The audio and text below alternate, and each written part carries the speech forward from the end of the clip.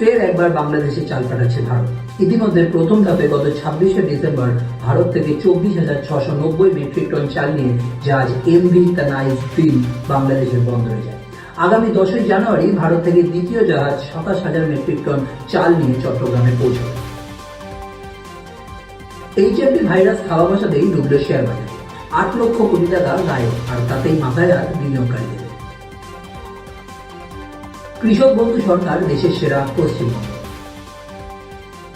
স্বামী বিবেকানন্দ আর মমতা ব্যানার্জিকে এক আসনে বসালেন পার্থভৌমিক। এক জনসভায় বক্তব্য রাখতে গিয়ে পার্থভৌমিক বলেন, বিশ্বের হিন্দু ধর্মকে প্রতিষ্ঠা করেছিলেন মাত্র দুজন মানুষ। একজন স্বামী বিবেকানন্দ, যিনি শিকাগো শহরে বক্তৃতা দিয়ে হিন্দু ধর্মের মহত্ব তুলে ধরেছিলেন, আর অন্যজন আমাদের মুখ্যমন্ত্রী মমতা বন্দ্যোপাধ্যায়, তিনি দুর্গাপুজোর কার্নিভালের মাধ্যমে বিশ্ব দরবারে হিন্দু ধর্মের বার্তা পৌঁছে দিয়েছেন।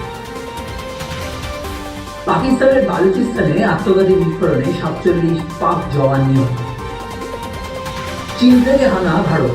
কর্ণাটকের বেঙ্গালুরুর 8 মাসের বাচ্চার এইচএমভি ভাইরাসে আক্রান্ত হওয়ার খবরের মধ্যেই এবার আক্রান্ত দেশ জুড়ে জারি সতর্কতা।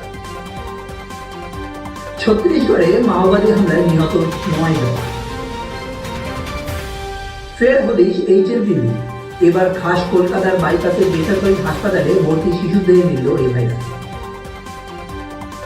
প্রয়াত তিতাস নদীর নাম ছবির নায়ক প্রবীর মিত্র, মৃত্যুর সময় তার বয়স হয়েছিল 81 বছর। টিকিটের অভাবে অস্ট্রেলিয়া থেকে দেশে ফিরতে পারছে না ভারতীয় ক্রিকেট দল।